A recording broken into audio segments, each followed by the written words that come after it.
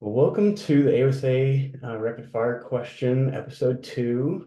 My name is Chase Bowerman. I am the AOSA trustee-elect at NSU Oklahoma College of Optometry in Tahlequah.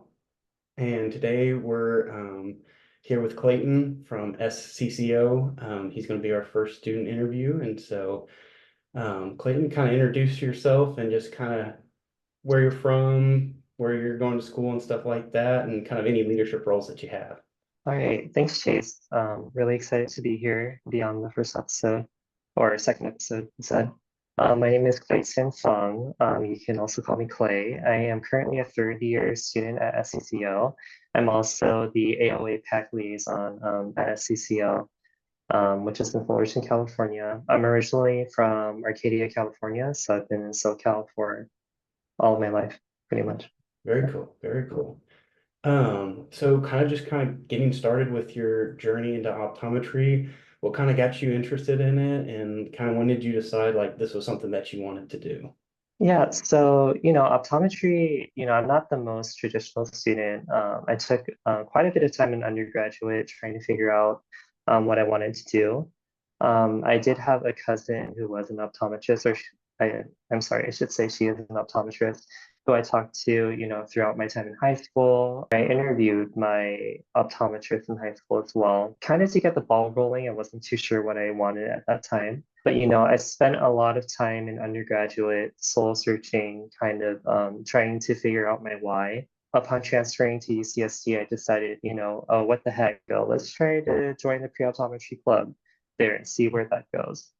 And through Insight, which is the club's name, I found myself with many opportunities to volunteer, to work at school screenings, work with the Blind Community Center in San Diego, had a job at a vision therapy office at the time, nearby the school.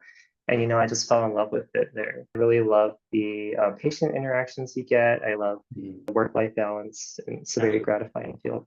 Yeah, for sure. Yeah, it's a great thing to once you kind of like get that hands-on experience, it almost draws you in. So I agree 100%. I kind of have a similar experience with that. Kind of one of our big questions, kind of transitioning over to the advocacy side of things. Here at the AOSA, we love to ask, what does advocacy mean to you? And that can be just as a student, as it pertains to your future career as an optometrist, and just kind of in general. I've always been a strong proponent for advocacy, even beyond the optometric realm. I just believe that we're here to better the lives of our future patients. We're here to advocate for ourselves and really show the world what we can do. As students, we're learning the most cutting edge, the most, current information in optometry, and it's rapidly evolving. It only makes sense for us to advocate for ourselves and also for the landscape to change along with us, to evolve with us. Because at the end of the day, we're improving accessibility to our patients.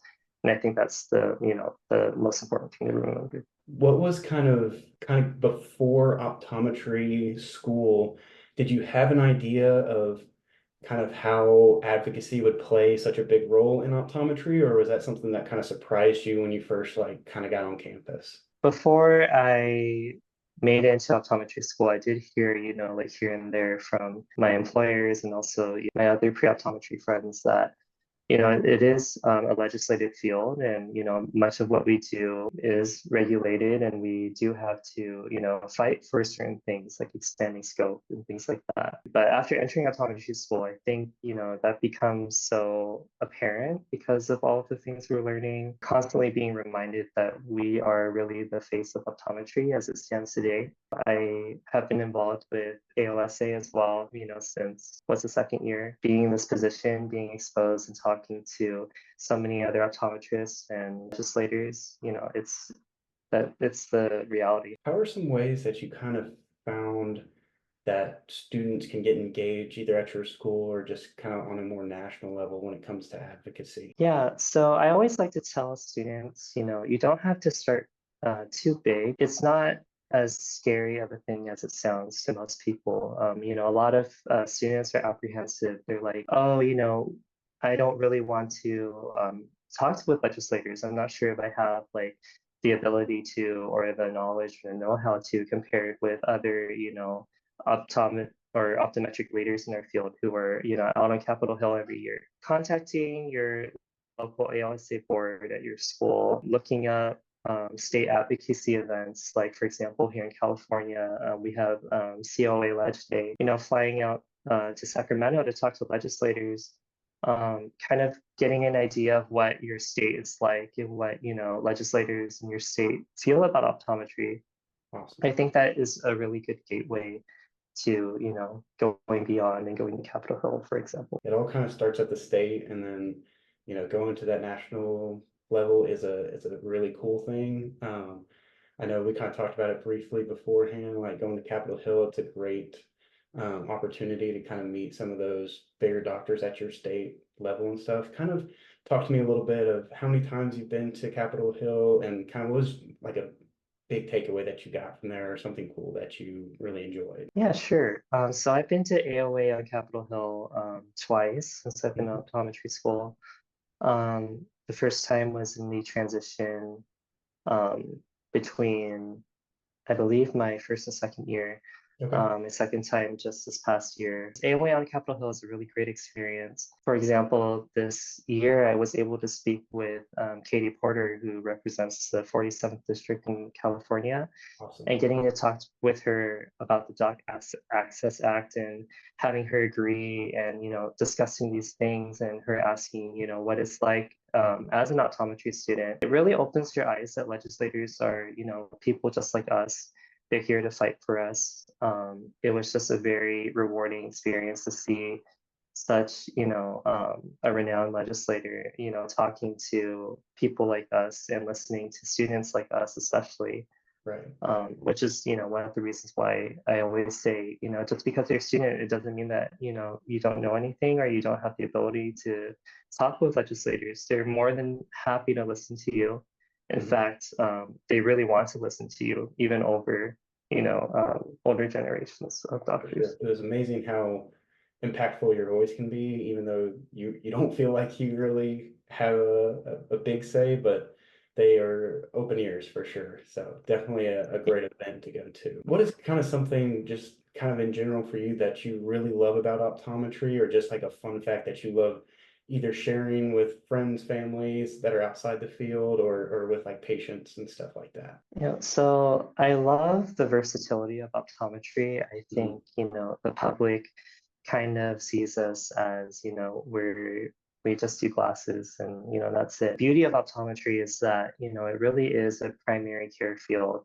First and foremost, there's so many different avenues you can take your degree in optometry, whether it be in academia, whether you want to specialize in disease, you want to work in vision therapy, just the versatility of it all and how, vision really applies to all aspects of our lives, in ways that many people don't think about. And I think that's the most rewarding and most captivating thing about optometry. A fun fact that I like to, tell randomly to people, I don't know why, but this fact sticks in my head that, the cornea is one of the most like innervated parts in our body, and people, people don't know that, like, oh, are our eyes really that sensitive? We really take our eyes for granted, I think.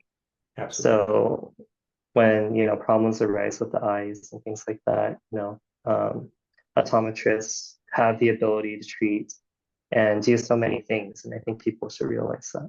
Absolutely. Yeah. We were kind of having a discussion today at our school about how, optometry is such a blessing to be able to share with patients things that they don't know, or that a lot of people neglect going to their primary care, but when your eyes start bothering you, you can notice it very quickly. And so being that kind of front line for that kind of care for patients is really awesome. Kind of as we're closing down, just kind of a look out in the future for you. What is something that you're looking to do, or kind of setting goals for yourself in the next 10 years for your optometric career? In terms of advocacy, within these next 10 years, I hope I'm able to go to AOA on Capitol Hill every year. I hope that even as a practicing optometrist, I have the ability to, attend these events and, fight for the future of optometrists and, current and future generations of students are entering the field. It really is a blossoming field, and I hope that in 10 years I'm still at the forefront talking with legislators. In the career standpoint, as a third year, I'm sure you're aware, there's so many different avenues that you can take, like I said earlier. So, at this point, I'm very interested in vision therapy. I'm very interested Awesome. in, building lifelong connections with patients and, also fighting for their access. So we'll see where that goes. Very cool. Awesome. Well, Clay, it was great having you on and getting your insight on your optometric career so far, and looking forward to seeing all that you do in the future and stuff. And keep pushing for the advocacy and everything like that. And you're doing a great job at your campus and stuff. So I'm very proud to have you a part of the AOSA. And we'll catch everyone next time. So see y'all.